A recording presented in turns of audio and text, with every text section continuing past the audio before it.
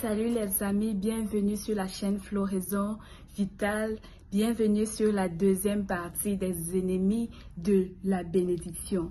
Dans la vidéo précédente, nous avons vu qu'est-ce que c'était la bénédiction. Nous avons vu que la bénédiction était une impartition de Dieu sur nous pour que nous réussissions dans nos entreprises. Et nous avons vu que Dieu nous a bénis depuis la création dans Genèse 1, 27 à 28. Et nous avons vu qu'il y a des ennemis de la bénédiction. Les ennemis de la bénédiction, c'est tout ce qui nous empêche de saisir cette bénédiction que Dieu nous a déjà donnée. Voilà. Dans la première vidéo, nous avons vu comme ennemi de la bénédiction l'incrédulité, ne pas croire, douter.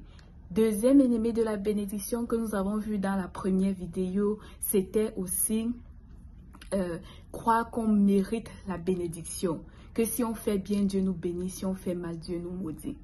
Troisième ennemi de la bénédiction que nous avons vu, ce sont des associations. Nous connaissons tous la parole de Dieu qui dit « Les mauvaises compagnies corrompent les bonnes mœurs ». Aujourd'hui, nous allons continuer avec les deux derniers ennemis de la bénédiction dont nous avons prévu de discuter ensemble. Le quatrième ennemi de la bénédiction, c'est de remplacer Dieu par des personnes, de confondre des personnes à Dieu. Voilà, de ne plus donner la place de Dieu, de ne plus donner la place que Dieu mérite dans notre vie. C'est vrai que Dieu passe par des personnes pour nous bénir, oui. Dieu passe par des personnes pour nous bénir. Ils sont des canaux que Dieu utilise pour nous bénir.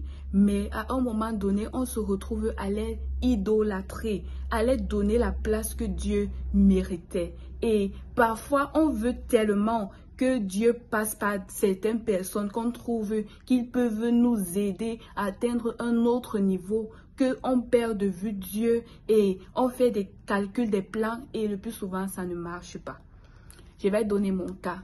Moi, il m'est arrivé plusieurs fois de me retrouver dans des environnements où je mettais vraiment d'espoir sur des personnes pour des moyens pour me bénir. Parce que je trouvais que si Dieu m'a mis à côté de ces personnes, Dieu va les utiliser pour me faire grimper. Et j'étais toujours déçue et choquée que ça ne se passait même pas dans ce sens. Et Dieu m'a fait comprendre que ce n'est pas mes calculs qui vont me donner, qui vont me faire entrer dans ma bénédiction. Et après, Dieu n'est même pas passé par ces gens-là pour me bénir. Donc, ne donnons pas la place de Dieu aux personnes. Ils sont des canaux pour nous bénir, mais Dieu reste Dieu. C'est Dieu qui bénit et nous devons toujours avoir recours à Dieu pour saisir notre bénédiction. Nous devons respecter des personnes, savoir qu'il va passer par des personnes autour de nous, mais ne pas nous aventurer nous-mêmes par nos propres plans, par nos propres motifs, disant que ça doit forcément passer par ces personnes. Pourtant, ce n'est pas forcément la volonté de Dieu. Ça nous perd le temps et ça perd le temps de ces personnes. Et on peut même se créer des problèmes inutiles. Cinquième ennemi de la bénédiction que je vais citer aujourd'hui, c'est la paresse.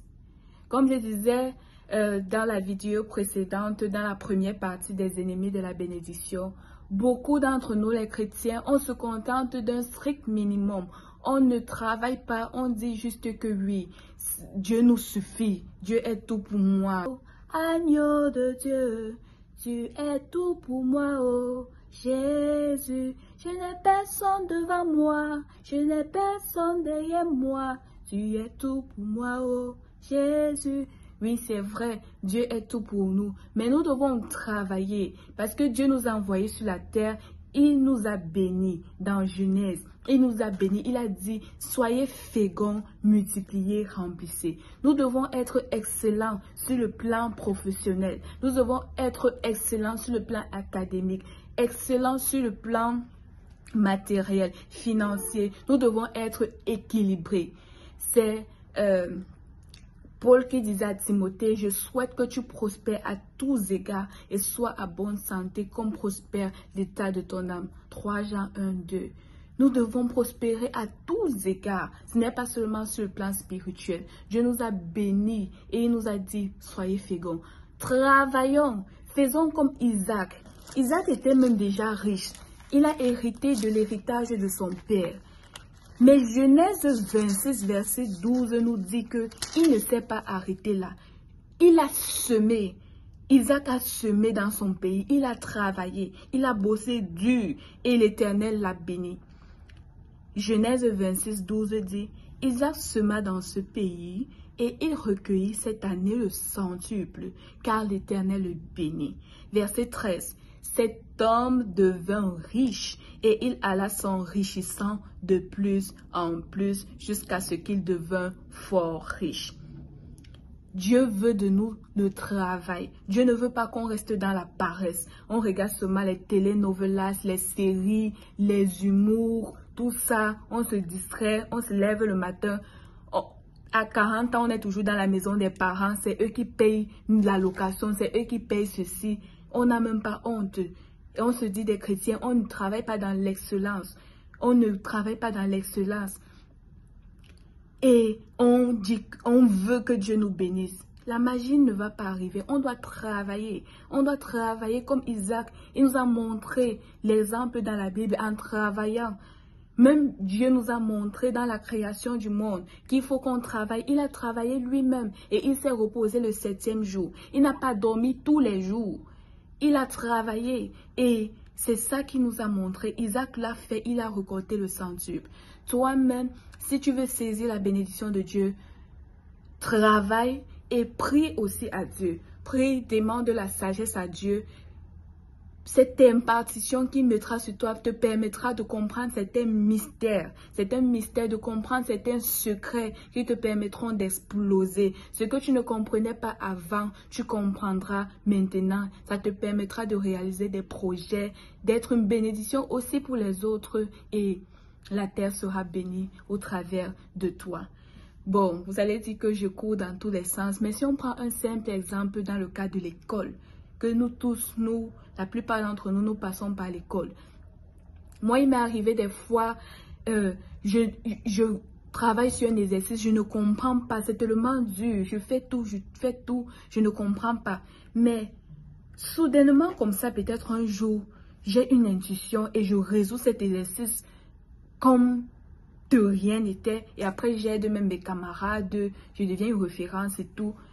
Mais c'est ça la bénédiction de Dieu. La bénédiction de Dieu te fait en sorte que ce que tu ne comprenais pas avant, tu comprends ça facilement. Il te démystifie ça. Mais il faudrait d'abord que tu travailles. Il ne faudrait pas que tu croises les bras. Laissons la paresse et Dieu va nous bénir. Il nous a même déjà bénis. Nous allons juste saisir les bénédictions qu'il a mises à notre disposition. Je vous aime beaucoup. J'espère que vous avez été bénis par ce partage. Bisous, bonne journée. Bye bye.